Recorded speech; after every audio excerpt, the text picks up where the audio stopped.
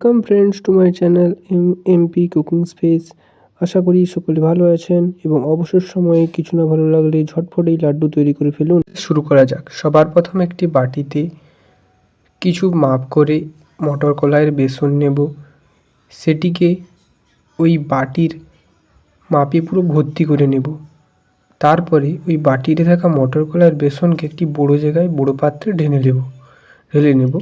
এরপর ওই বড়ো পাত্রে মটর কলাইয়ের বেসনের মধ্যে সামান্য পরিমাণে জল দেব এবং সেই জলে পরিমাণ মতো একটু লবণ দেব এবং সেই লবণ দেওয়ার পর সেই জল আর লবণকে মটর কলাইয়ের সাথে ভালোভাবে মিশিয়ে নেব, একটি পেস্ট তৈরি করে নেব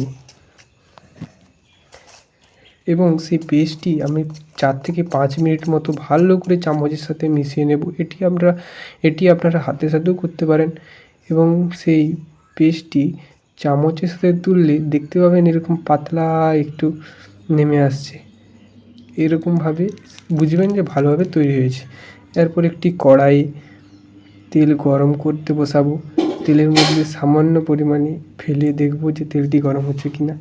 তারপরে একে একে সব বেসনগুলোকে আস্তে করে তেলের উপর ছেড়ে ভাজা শুরু করব। দেখুন এগুলোকে হালকা করে এমনভাবে ভেজে নিয়ে, বেশি লাল করার প্রয়োজন নেই, হালকা একটু ভাজা হয়ে গেলেই তুলে দেবেন। যেন শক্ত হয়ে গেছে ভালোই ভাজা হয়ে গেলেই বুঝতে পারবেন। এরপরে সেগুলোকে মিক্সির মধ্যে সব নিয়ে নেব এবং মিক্সিয়ে সেগুলোকে ভালোভাবে ঘুরিয়ে পেস্ট করে নেব।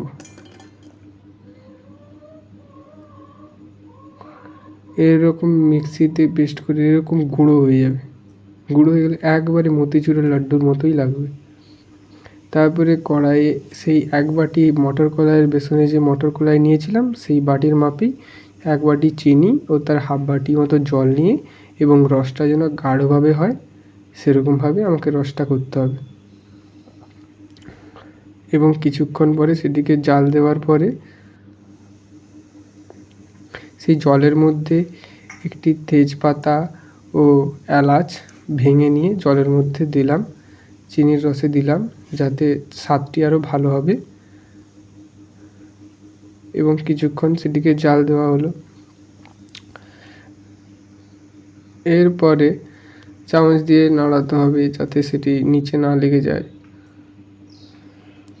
এবং সেই জলের রঙটি ভালো করার জন্য তাতে আপনারা একটু রঙিন পাউডারও দিতে পারেন। 1 চিমটে রঙিন পাউডার দিয়ে জলটিকে ভালোভাবে মিশিয়ে নেবেন যাতে লাড্ডুর রঙটি একবারে দোকানের মতো হয়।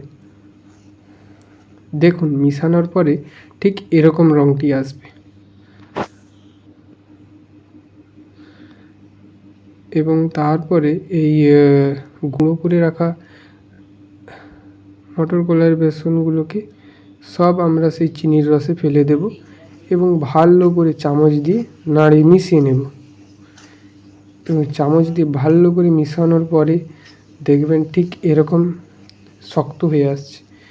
এখানে 3-4 মিনিট এরকম গ্যাসে হালকা আঁচে এরকম চামচ দিয়ে নাড়ার পরে দেখবেন ঠিক এরকম শক্ত হয়ে যাচ্ছে। বেশি ঠান্ডাও নয়, বেশি গরমও নয়। এমন অবস্থায় আমাকে সেগুলোকে লাড্ডু তৈরি করে নিতে হবে। তার আগে আমাকে একটি ঘি নিয়ে তার মধ্যে 1 চামচ মতো ঘি দিয়ে দিতে হবে, যার সাহায্যে সেটি পুরো দোকানের মতো হয় সেই লাড্ডুটা। ঠিক এরকমভাবে 1 চামচ মতো ঘি নিয়ে সেটিতে মিশিয়ে নিতে হবে। এরপরে হাতের সাহায্যে আলতোভাবে সেগুলো গোল গোল করে আমাকে লাড্ডু তৈরি করে ফেলতে হবে।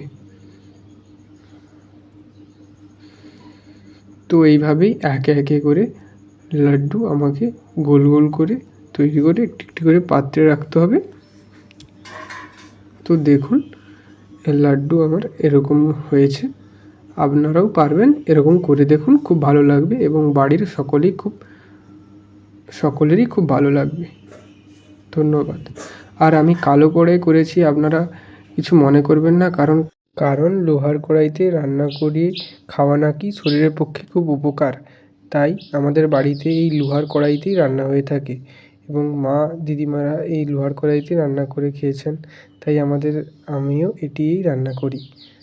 তো আপনারা কিছু মনে করবেন না এবং আশা করি আপনারা সকলে সুস্থ থাকবেন। ফিরে আসছি একটি নতুন ভিডিও নিয়ে। ধন্যবাদ। আমার এই লাড্ডু তৈরির ভিডিও যদি আপনার ভালো লাগেন তো ভিডিওটিতে দয়া করে লাইক করে চ্যানেলটিকে সাবস্ক্রাইব করে পাশে থাকবেন যাতে এবং সাবস্ক্রাইব করার পরে বেল আইকনটি টিপে অল করে রাখবেন যাতে সমস্ত প্রকারের নোটিফিকেশান আপনি সবার আগেই পেতে পারেন। ধন্যবাদ, ভালো থাকবেন। দেখা হচ্ছে এক নতুন ভিডিওতে। ধন্যবাদ।